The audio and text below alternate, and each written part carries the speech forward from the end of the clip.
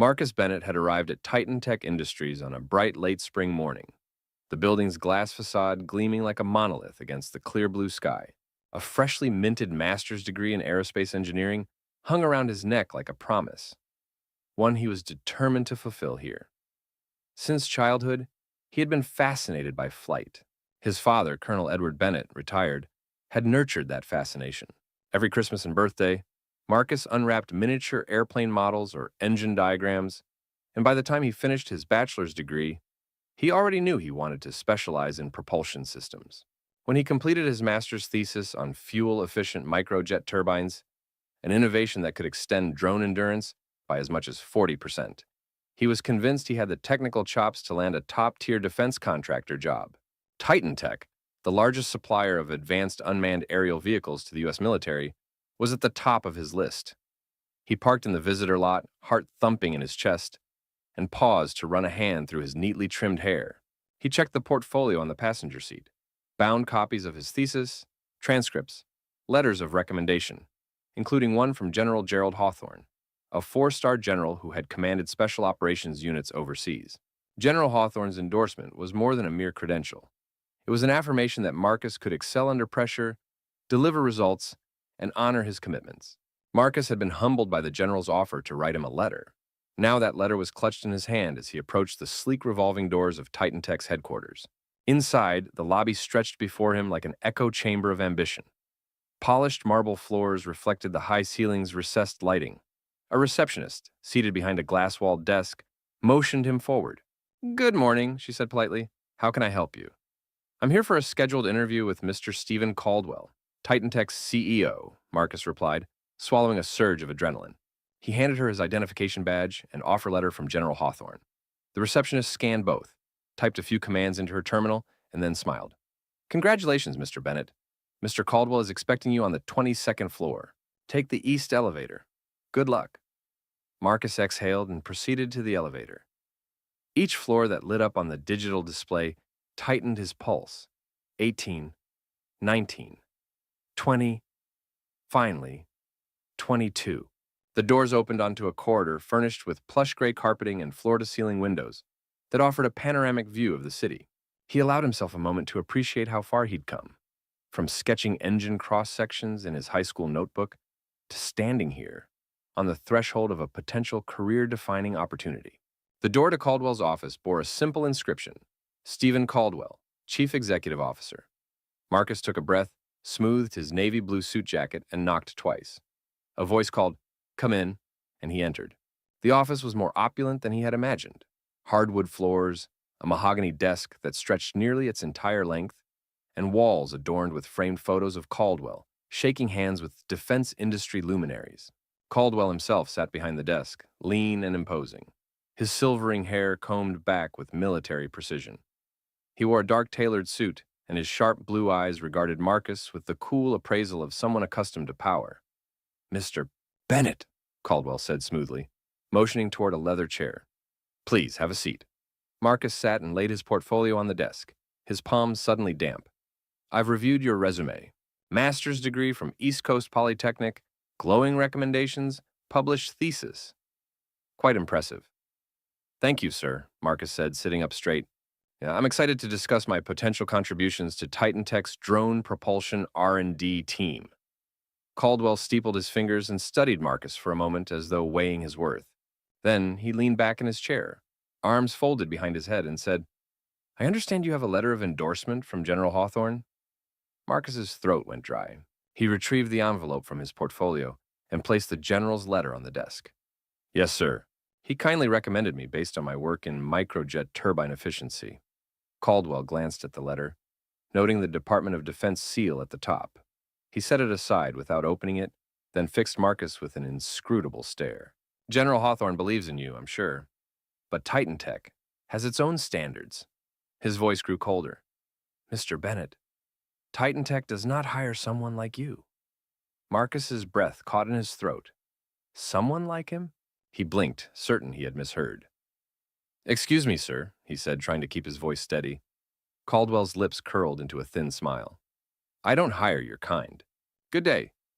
He returned his attention to a screen behind Marcus, as though signaling the interview was officially over. Marcus stared at Caldwell's back, every muscle in his body tensing. He bent to retrieve his portfolio, but the humiliation rooted him to the spot. Titan Tech's lobby flickered in his mind, from hopeful entry to a place of rejection in the span of one breath. He rose slowly, nodded toward Caldwell, and walked out of the office without another word. The receptionist offered a sympathetic nod, but no assistance. Marcus left Titan Tech with his dreams of contributing to the defense of his country crushed by outright prejudice. Sitting in his rental car in the visitor lot, Marcus cradled his portfolio on his lap, hands trembling. He felt betrayed, as though every late night spent refining his thesis, every challenge he overcame as a minority student in STEM had been invalidated. He exhaled and dialed his father's number. His father answered on the second ring. "Dad?" Marcus's voice cracked. "Son?" Colonel Edward Bennett's tone was warm, but immediately alert. "Are you okay?" Marcus swallowed. I had the interview. Caldwell? He said he doesn't hire my kind." He paused, swallowing hard against the lump in his throat. He said, "Good day," and shut the door in my face. Silence stretched across the line. Then his father's voice was firm. "That's unacceptable. You did nothing wrong. I'm so sorry, Marcus." Marcus closed his eyes, struggling to compose himself. "I don't want to be a victim, Dad. I want to be judged by my skills, not my skin color." Edward Bennett's voice dropped to a reassuring timbre. "You will be. Trust me."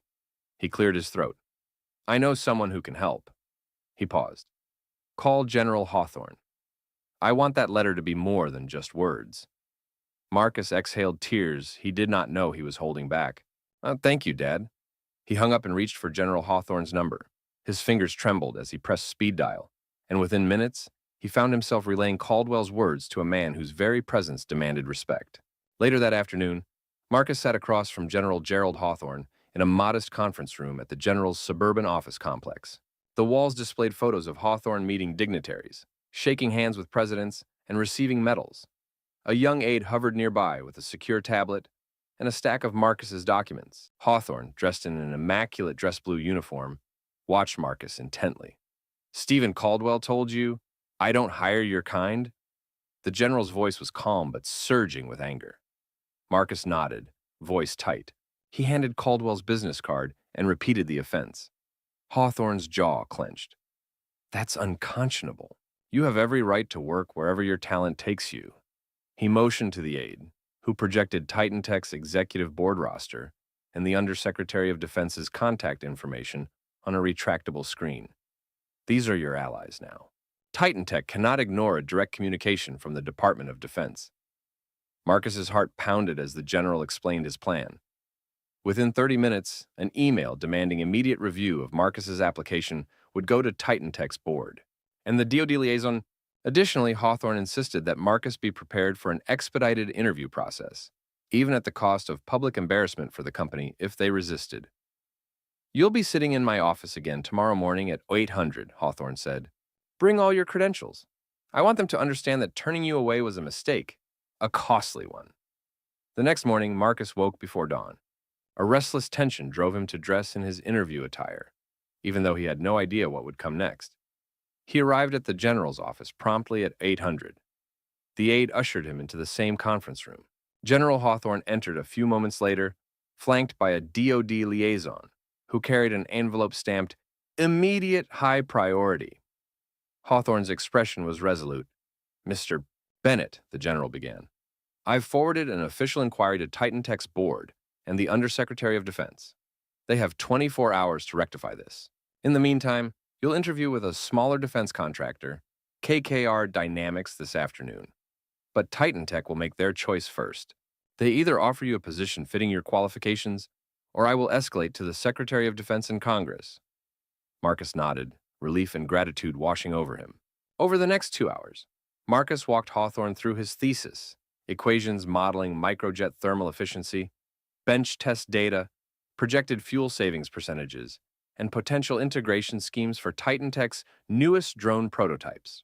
Hawthorne asked pointed technical questions, each answered with the confidence that came from years of meticulous research. Near the end of the meeting, Hawthorne closed the portfolio and looked at Marcus. "Your work speaks for itself. I'm confident they'll recognize that. True to Hawthorne's word, Titan Tech's boardroom was tense 24 hours later. Members of the executive board had gathered to interpret Hawthorne's letter and Marcus's credentials. Stephen Caldwell and 5 senior executives sat at a long walnut table. Caldwell's expression was taut. His face, once dismissive, now clouded with panic. The board's chair, Linda Chang, leaned forward. "We have 3 paths," she said crisply. "Issue a formal apology and extend a job offer. Contest Hawthorne's interference, risking our DoD contracts, or withdraw from this hiring and face a full congressional inquiry." Caldwell's pride warred with his fear. "I won't be dictated to by a 4-star general," he insisted, but his voice faltered. Carlos Diaz, Titan Tech's COO, interjected in a measured tone. "Steve, your personal bias has placed the entire company in jeopardy. The contracts at stake amount to billions over the next decade." Linda Chang tapped a button on her tablet. "I'm contacting the general's office now to inform them of our decision." She dictated a brief email. "Mr. Bennett will be offered a senior engineer position effective immediately. We regret any misunderstanding." Caldwell's face flushed crimson, but he sat with his mouth set. The board summoned Marcus via a secure video link. The screen flickered to life, showing Marcus standing resolute. Caldwell cleared his throat, then addressed the camera. "Mr. Bennett, on behalf of Titan Tech, I apologize for my remarks. We would like to offer you a senior engineer position on our drone propulsion R&D team. Competitive salary, full benefits, and you will join us on Monday." Marcus's relief was palpable but measured. "Thank you," he said, locking eyes with the camera. "I accept. I want my performance to speak louder than any prejudice." Hawthorne's image appeared behind Marcus. The general nodded approvingly. Caldwell inhaled and nodded, exhaling in what might have been reluctant respect. Monday dawned with a cool breeze drifting through the parking lot as Marcus arrived at Titan Tech's campus. The security guard greeted him by name. "Mr. Bennett, welcome." Marcus smiled, walking past a landscaped courtyard featuring a large Titan Tech emblem mounted on marble. He found his assigned parking spot, labeled Bennett, the first small but significant victory of the morning. Inside, a corridor of glass offices led him to a nameplate on a frosted glass door. "Marcus Bennett, Senior Engineer, Drone Propulsion R&D." He paused to absorb it. His name, etched on a company's wall, symbolizing not just acceptance, but earned respect. An open office beyond the door brimmed with engineers hunched over schematics and computer screens, displaying 3-dimensional turbine models. On a whiteboard, equations and airflow diagrams were scrawled in neon markers. Marcus recognized several of them from his thesis and felt a surge of pride. Dr. Elaine Chen, a chief engineer known for pioneering microturbine integration, emerged from the crowd and extended a hand. "Marcus, welcome aboard. I've reviewed your work. We're already integrating a baseline of your design into our proximate engine tests." Her eyes shone with genuine enthusiasm. "Let me get you set up." She guided him to a workspace equipped with dual monitors, a wind tunnel control interface, and a half-assembled prototype drone engine mounted on a test stand. As Marcus settled into his new cubicle, he felt the energy of collaboration. Colleagues stopped by to introduce themselves. "Nice to meet you, Marcus. Heard about your GTI results," said one engineer. Another offered, "I can't wait to see your improvements on the compression cycle." For the first time in 24 hours, Marcus allowed himself to smile. This was exactly where he belonged. Weeks later, Titan Tech convened a demonstration in their secure aerospace hangar. Under bright work lights, a prototype drone engine, equipped with Marcus's microjet design, sat on a test bench. Executives, including Caldwell, watched from behind a glass partition. The engine roared to life under load, and the display screen displayed real-time endurance data. Projected flight duration extended by 42%, far surpassing previous benchmarks. Whispers of astonishment filled the hangar. Caldwell's eyes widened, and he excused himself to make a phone call. That evening, Marcus returned to his apartment uptown and dialed General Hawthorne's direct line. "General, we just completed the first successful 48-hour endurance test on the prototype," Marcus said, voice rich with triumph. Hawthorne's voice crackled with pride. "Outstanding, Bennett. That's exactly what we predicted." Marcus leaned back, gazing out at the city lights. "Thank you for believing in me." Hawthorne paused, then replied, Your talent and integrity earned this. Remember that. As Marcus hung up, he reflected on how quickly things had changed. In a span of just a few days, he had gone from hearing Caldwell's hateful words to standing at the forefront of a technological breakthrough. He stepped onto his balcony, the cool night air brushing his face as he looked up at the moon. In the distance, he pictured Titan Tech's drones patrolling military perimeters, a testament to his perseverance. Below, the city hummed with life, but Marcus felt a quiet stillness settle in his chest, a sense of closure intertwined with anticipation. He had turned prejudice into purpose, proving not only to Titan Tech but to himself that excellence knows no race. Tomorrow he would return to the lab and refine the engine further. But tonight, he would allow himself one moment to savor how far he had come, from a humiliating rejection to charting the future of unmanned flight. In that moment, Marcus Bennett understood that true innovation required not only technical skill, but the courage to confront injustice, and he was ready to soar beyond any obstacle that lay ahead.